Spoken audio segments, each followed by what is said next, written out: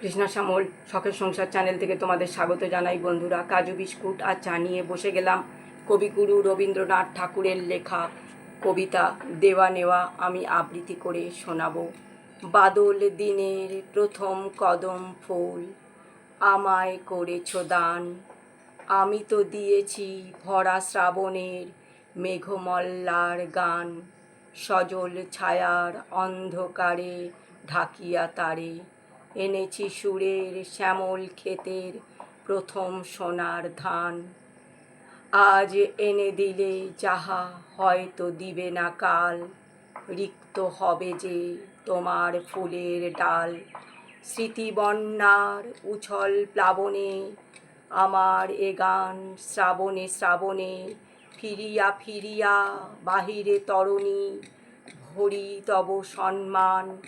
বাদল দিনের